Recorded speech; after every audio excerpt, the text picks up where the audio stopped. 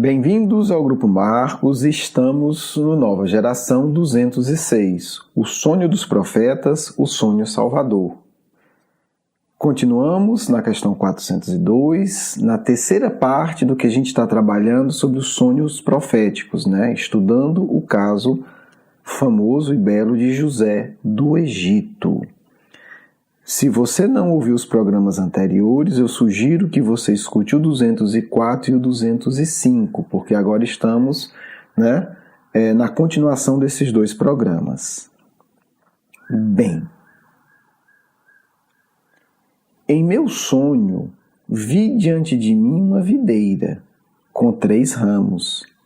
Ela brotou, floresceu e deu uvas que amadureciam em cachos. A taça do faraó estava em minha mão. Peguei as uvas e as espremi na taça do faraó e a entreguei em sua mão. Esse foi o sonho que o copeiro do faraó contou para José na prisão. Relembrando, José foi preso, acusado injustamente pela mulher de um oficial que tinha comprado ele como escravo. Ela acusou falsamente de a ter tentado seduzir.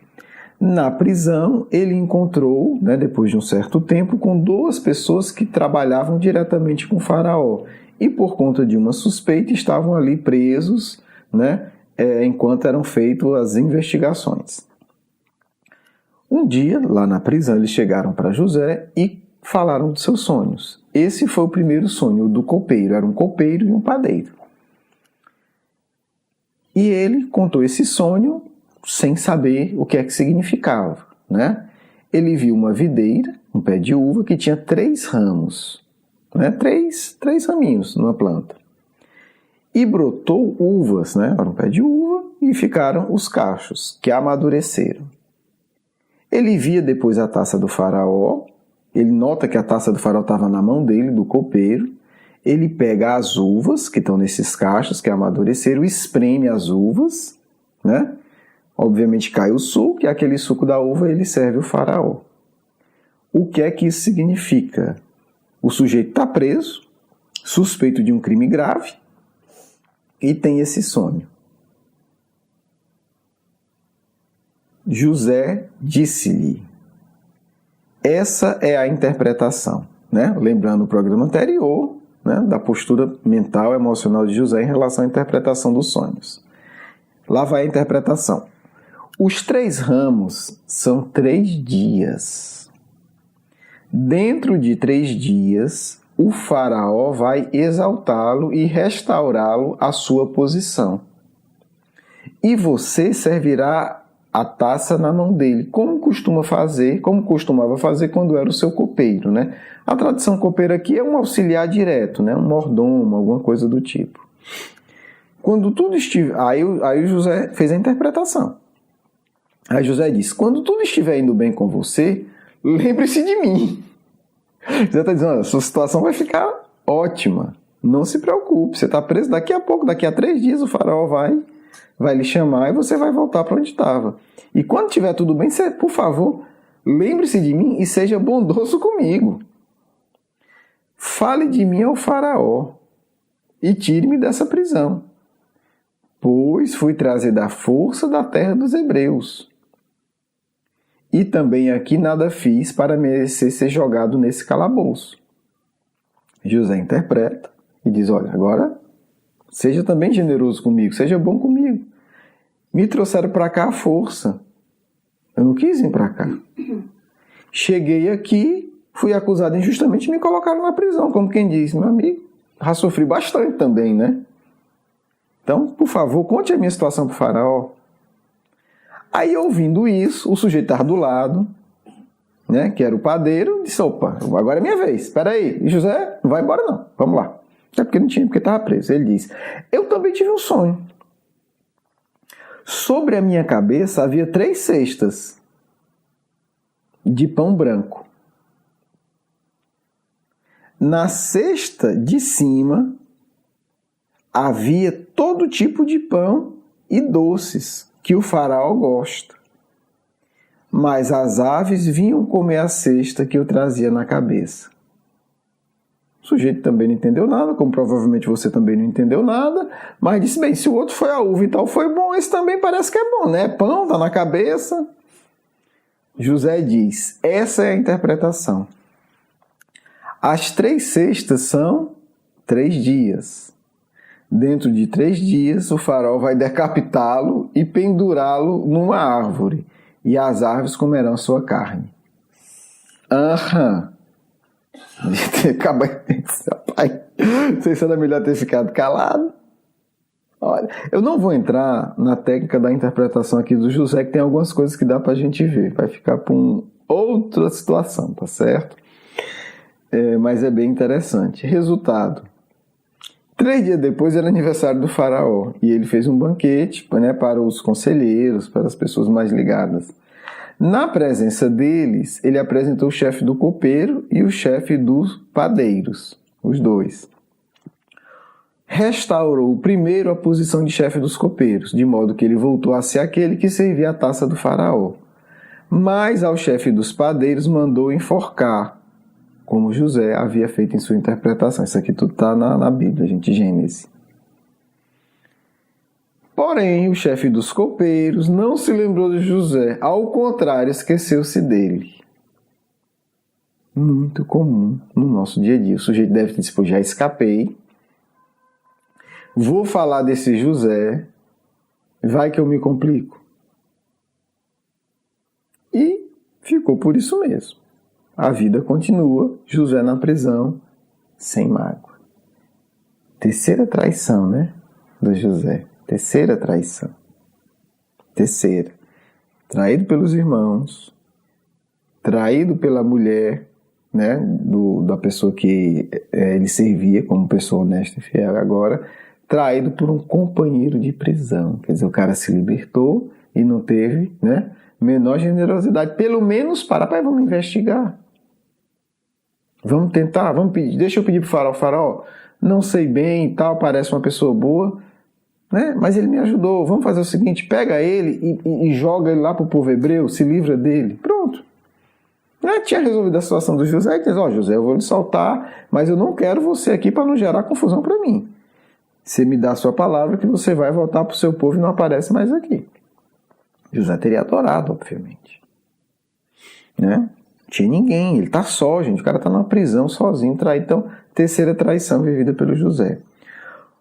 Ocorre, resumo da história, que o faraó teve um sonho.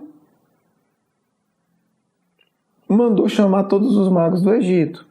Nessa época, né, o Egito, aí a gente está falando de, sei lá, vamos chutar aqui só para dar uma referência. 1500 anos antes de Jesus. Não era mais o Egito, né, que construiu as pirâmides.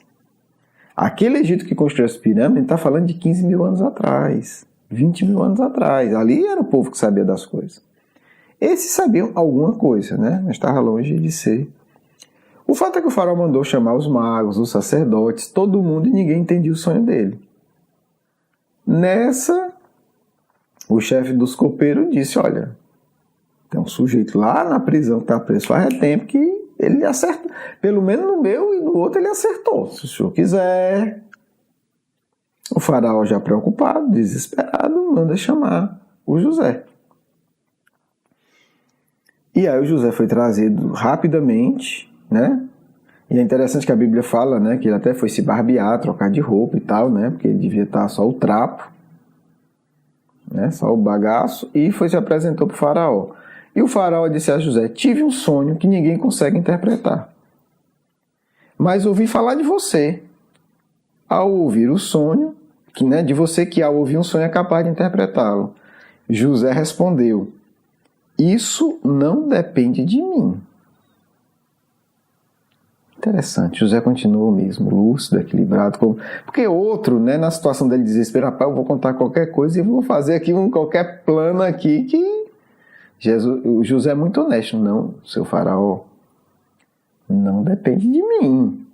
Olha que postura mediúnica honesta. Não depende de mim. Mas Deus dará ao faraó uma resposta. Então, Se for vontade de Deus, Deus dará para você uma resposta, como sempre deu para os outros. Então o faraó contou esse sonho para José. Vê se você entende esse aqui. Esse aqui é mais famoso, né? Sonhei que estava em pé à beira do rio Nilo.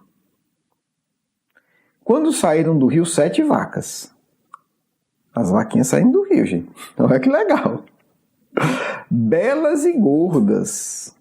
E começaram a pastar, né, ali entre os juncos, entre a vegetação. Depois saíram do rio outras 7 vacas, raquíticas, muito feias e magras. Nunca vi vacas tão feias em toda a terra do Egito. Quer dizer, é só a miséria.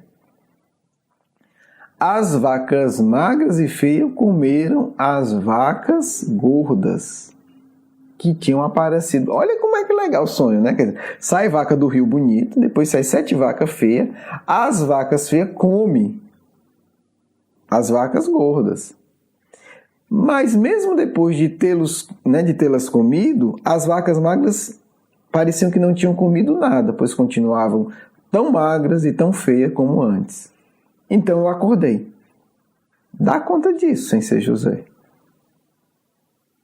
Aí ele acordou, depois dormiu, depois tive outro sonho.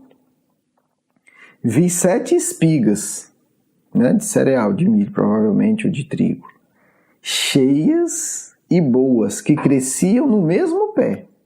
Então você tinha um pé ali, talvez com 7 espigas de milho ou de trigo. É sonho, né? A gente pode, se a vaca comeu a outra e continuou magra, e vaca nem come carne, mas enfim, é sonho.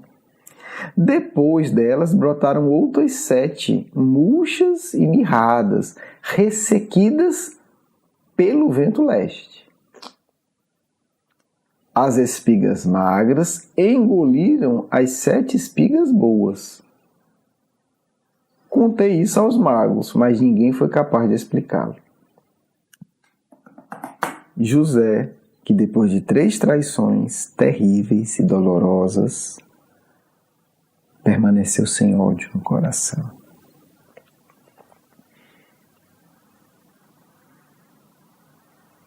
Olha para o faraó e diz: o faraó teve apenas um único sonho. Entendeu? Né? Obviamente, gente, a interpretação tanto é do sonho próprio quanto dos outros. Né? Nós estamos colocando aqui a condição para que você compreenda o sonho, porque não deixa também ser condição de ter, mas o compreender é o maior desafio. É difícil ter, mas é muito mais difícil compreender. O faraó teve um único sonho. Disse-lhe José: Deus revelou ao faraó o que ele está para fazer. O que José está dizendo? Esses 2 símbolos são uma coisa só. E isso é o que vai acontecer. Se você não sabe a explicação, você dava conta de explicar isso?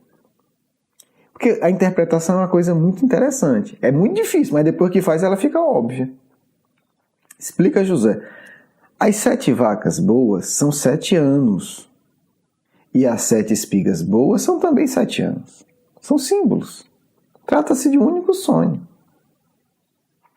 Olha aí como é legal o símbolo. As 7 vacas magras e feias, que surgiram depois das outras, e as 7 espigas mirradas, queimadas pelo vento leste, são também 7 anos. Serão 7 anos de fome. É exatamente como eu disse ao faraó. Deus mostrou ao faraó aquilo que ele vai fazer. 7 anos de muita fartura estão por vir sobre toda a terra do Egito, mas depois virão 7 anos de fome. Então, todo o tempo de fartura será esquecido. Por isso que as vacas magras devoram as gordas e continuam. Quer dizer, a fartura é esquecida, parece que não fez diferença. Pois a fome arruinará a terra. A fome que virá depois será tão rigorosa que o tempo da fartura não será mais lembrado na terra. As vacas magras vão consumir de tal forma, comeram ali e não se modificaram, quer dizer, vai ser como se não tivesse existido. O sonho veio ao faraó 2 vezes, porque a questão já foi decidida por Deus, e ele se apressa em realizá-lo, como quem diz, já está acontecendo, é para hoje. Resultado. O faraó e os conselheiros ficaram impressionados, porque o sonho é isso. Depois que você interpreta, você diz, faz todo o sentido. Depois que você tem a chave de interpretação. E aí o faraó perguntou, o que é que eu faço? José agora usou a sabedoria dele. Ou inspirado também, né? Quem sabe, eu não sei. O óbvio. Pegue uma pessoa realmente competente, séria, de confiança, e mande guardar 20% de tudo que for produzido. Para que você tenha um largo estoque. Porque na época da seca, dos 7 anos de seca, ninguém vai passar fome. Né? E o faraó conversa com o conselheiro e diz, a melhor pessoa que eu vejo é você. A melhor pessoa que eu vejo é você, que entende isso, né? Que foi sábio o suficiente e que sabe da seriedade. Talvez um outro não acredite.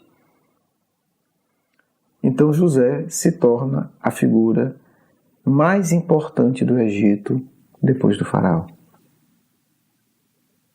E é uma história linda, porque depois ele encontra com os irmãos. Mas essa história já aqui, já não, né? Já vai ser para um outro momento. Mas para que vocês saibam, José vai perdoá-los. Porque a fome vai atingir os irmãos e eles vão no Egito atrás de comida. É uma história muito bela, que tem muitos ensinos sobre perdão. É uma das histórias mais simbólicas da Bíblia ligada ao Cristo. Mas isso a gente vai trabalhar num outro momento, porque são muito simples, é muito, muito bonito. Mas o fundamental que a gente quer deixar aqui é o quê? José depois perdoa os irmãos. Então, um espírito que manteve-se livre de ódio, apesar de todas as injustiças. Ele não fez mal a ninguém.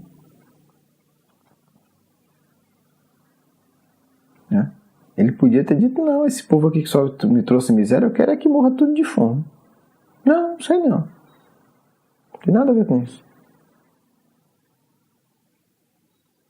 Então, permaneceu com seu coração em condição, né, de ter acesso a uma compreensão superior, porque no final das contas é isso. Então, esse sonho salvou o Egito, salvou José, salvou a família dele da miséria. E ele integra todo mundo depois. Tem toda uma trama interessantíssima, estratégias, mas no final das contas, José integra todo mundo. Ele foi um injustiçado que continuou amando. E por isso foi capaz de restabelecer, a paz. Então, se a gente quer ter o nosso sonho salvador, é preciso a gente manter o coração equilibrado. Apesar de todas as aparentes injustiças que nós sofremos. Senão a gente se perde no ódio. E aí a gente perde a conexão com o mais alto. Vamos à nossa segunda parte. Encerramos aqui a questão 402. Teria mais coisas, é uma questão riquíssima, mas outros aspectos a gente vai trabalhar na continuidade, porque nós estamos no capítulo 8, a emancipação da alma. Então ainda vem muita coisa nesse sentido. A gente vai retomar, a gente vai desenvolver aspectos desse tema a partir das questões que Kardec propõe em O Livro dos Espíritos. Um grande abraço, um grande beijo no coração.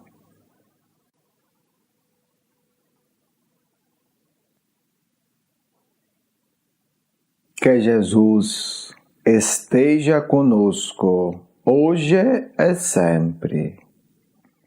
Que bela história, meus filhos, vocês têm diante de vocês. Quanta sabedoria, quantos ensinos, quanta coisa ainda poderemos revelar sobre essa história.